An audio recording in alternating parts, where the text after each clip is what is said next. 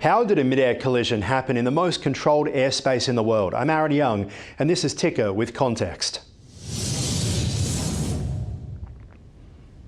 Washington, D.C. has some of the most tightly monitored airspace in the entire world. Of course, it's home to the White House, the US Capitol building, and multiple high-security government buildings too. So how did an American Airlines passenger jet collide mid-air in the middle of the night with a US Army Black Hawk helicopter, resulting in this devastating crash into the Potomac River?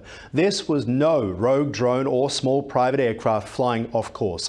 This was a heavily regulated air corridor, one that should have been protected by multiple layers of air traffic control, of radar monitoring, and of course advanced aviation safety systems on board both of the aircraft. Due to being the nation's capital, DC airspace looks like this. It's the nexus of different aviation systems. It means both civilian and military aircraft operate in close quarters.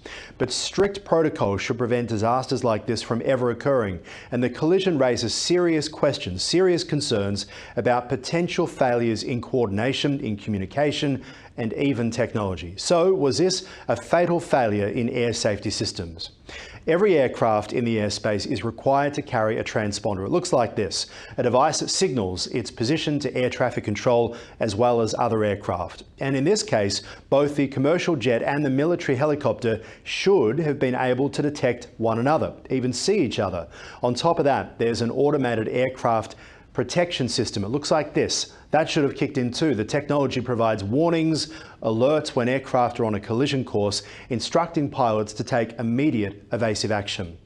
So why didn't it work? Audio obtained by Ticker appears to show air traffic controllers directing the helicopter to avoid the jet. Yet moments later, the crash happened. If the pilots were following the orders, what went wrong?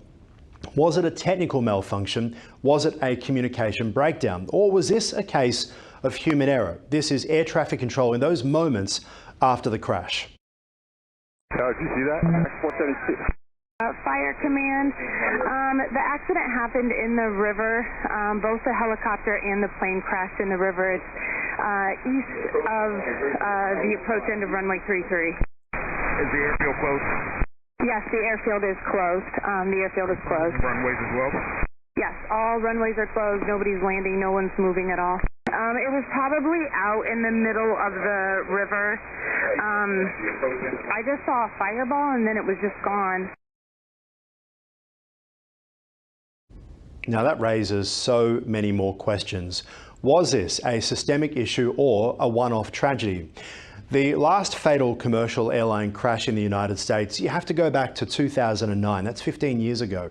Since then, aviation safety has drastically improved, but this incident exposes vulnerabilities that just simply cannot be ignored. Aviation experts point out that Washington, D.C. is no different from major international hubs like London or New York. These cities manage intense air traffic safety every day. That means that the issue wasn't just the volume of flights over DC, it was something much, much deeper. And here is the DC Fire Chief announcing the tragic news that no survivors have so far been found. We are now at a point where we are switching from a rescue operation to a recovery operation. At this point, we don't believe there are any survivors from this accident. And we have recovered 27 people from the plane and 1 from the helicopter. The District Office of the Medical Examiner has lead on reuniting these bodies and these people with their loved ones, and we will continue to work to find all the bodies and collect them and reunite them with their loved ones. We should also acknowledge that the Virginia Medical Examiner and the Army Medical Examiner are involved in this operation and a very important part of getting people identified. Now, the Pentagon has confirmed that Black Hawk was on a routine night training flight. These flights happen pretty regularly, but does their close proximity to commercial air traffic now pose an ongoing risk? That's the question many are asking today. The investigation will reveal whether this was a rare failure or a warning sign of deeper problems ahead. But one thing is clear, in the most controlled airspace in the entire world, a crash like this never should have happened.